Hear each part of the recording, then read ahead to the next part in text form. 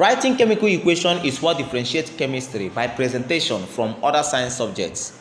To be able to write chemical equation, one should have the knowledge of atomicity, the states of matter, symbols of elements, chemical formulae for compounds, be able to differentiate between Cl as chlorine atom from Cl minus as chloride ion, be able to differentiate Cl2 as molecule of chlorine from Cl2 in calcium chloride with the formula CaCl2. Remember that chemistry is defined as the study of matter, its structure, properties, composition, uses, and changes it undergoes. The change can be physical, change in which no new substance is formed and can be easily reversible is said to be physical. It can be a change in which new substance is formed and it is not easily reversible. We say it is a chemical change. Another name for the word chemical change is chemical reaction. A simple chemical reaction is the combination reaction of hydrogen gas with oxygen gas to form water. It can be represented as hydrogen gas plus oxygen gas gives water. It can be changed by using the symbols of the elements and the compounds. We have H2G plus O2G gives H2O. This H2G plus O2G gives H2O is what is called chemical equation.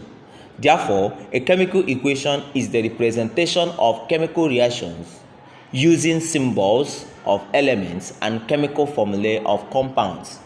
A chemical reaction represented by a chemical equation is divided into two parts: the left-hand side, which is the reactant side, and the right-hand side, which is the product side. The reactant represents the starting material or substances, whereas the product represents the new substance formed during the chemical change. In this, hydrogen gas combining with oxygen gas to give water, the hydrogen and the oxygen are the reactants. That is the reason they are placed at the left-hand side. The product is the water. The reason it is placed at the right-hand side. Looking at this equation critically, one can notice that the number of hydrogen atoms in the reactant and product sides are equal, but not so with the oxygen. It will be good if the total number of atoms at the reactant side are equal and also same with that of the product side. This will help to obey the law of conservation of matter, which states that matter can neither be created nor destroyed in any ordinary chemical means. If there is imbalance in the number of atoms, it is actually telling us that a matter either has been created or destroyed.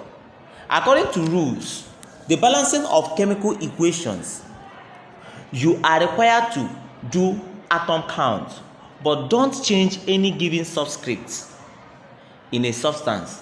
Place numbers before substances. The subscripts are those numbers written at the down of the elements, ion, radical, or compounds. You can devise a method that is favorable to you in balancing a chemical reaction. For me, I have a method that works for me and I would like to share with you. There are two methods I use, which are ratio exchange method and algebraic method. The rule for ratio exchange is 1.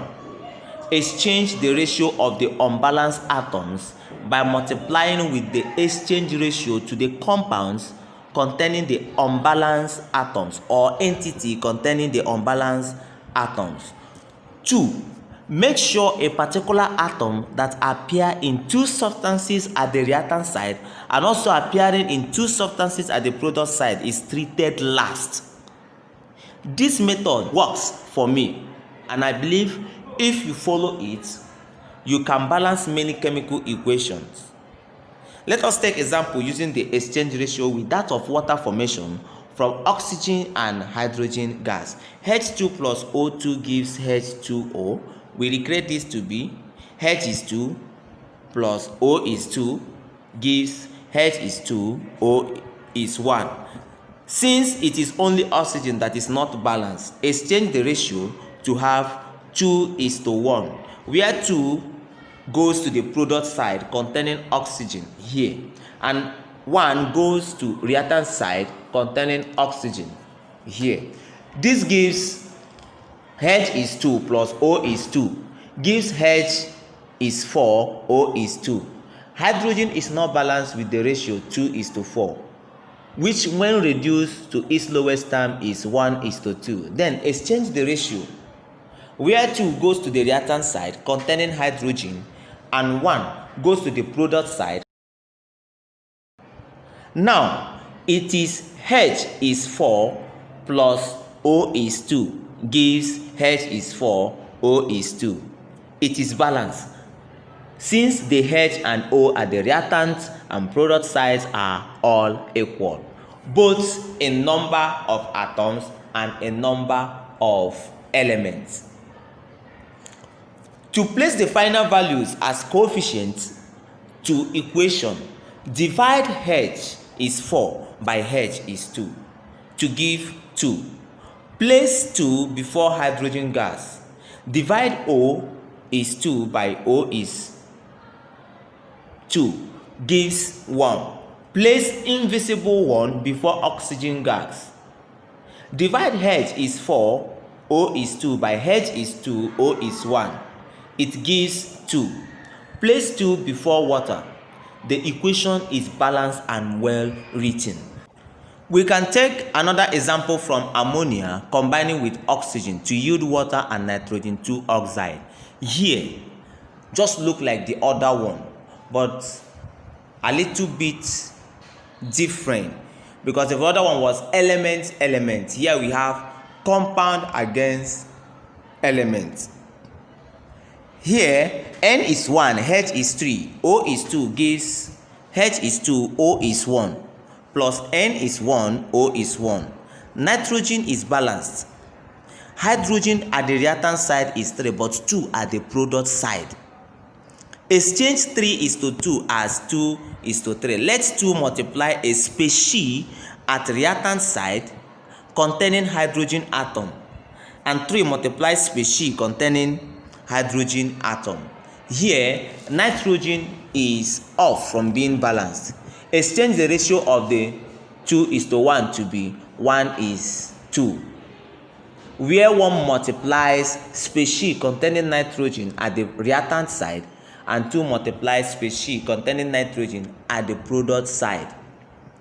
Nitrogen is balanced, hydrogen is balanced. It remains oxygen, which is found in 2 species, which is more than 1. The number of oxygen at the reactant is 2, and that of the product is 5 from 3 and 2. Therefore, 5 multiplies the oxygen containing species at the reactant side, and 2 multiplies the oxygen containing species at the product sides. Balancing the nitrogen using exchange ratio 2:4 reduced to 1:2. Then let 2 multiply the nitrogen containing entity at the reactant side and 1 multiplying nitrogen containing entity at product side. You can see it is now balanced.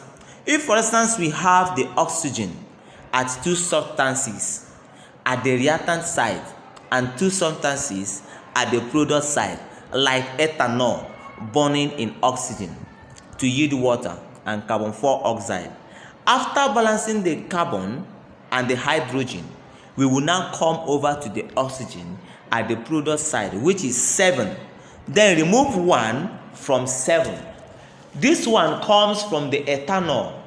It will make the oxygen at the product side become even, which can be exchanged in the ratio of 2:6, which is 1:3. And that will yield C is 2, H is 6, O is 1, plus O is 6, gives C is 2, O is 4, plus H is 6, O is 3. Then divide C is 2, H is 6, O is 1 by C is 2, H is 6, O is 1, which gives 1. Place invisible 1 before ethanol. Divide O is 6 by O is 2. It gives 3. Place 3 before oxygen. Divide C is 2. O is 4 by C is 1 and O is 2 to yield 2. Place 2 before CO2, that is carbon 4 oxide. Divide H is 6, O is 3 by H is 2, O is 1. It yields 3.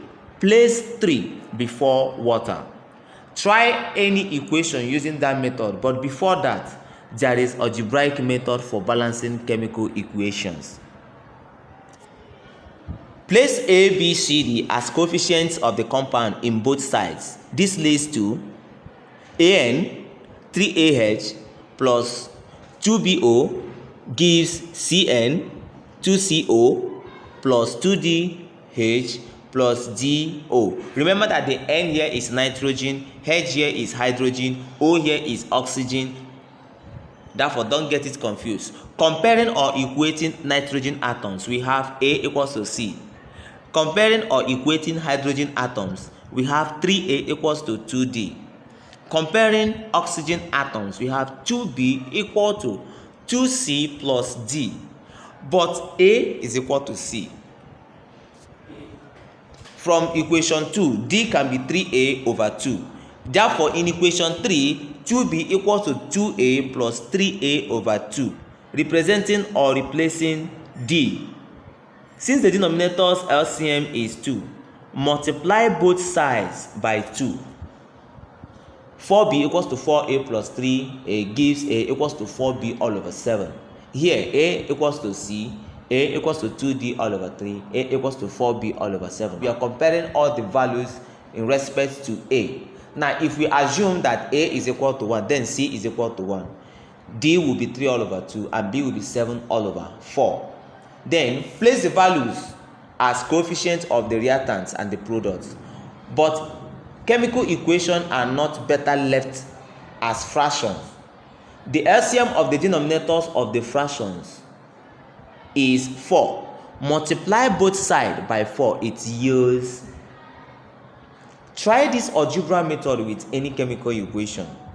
There are informations derived from a balanced chemical equations, which are the state of the reactant and the product, the mole ratio, and the direction of the reaction.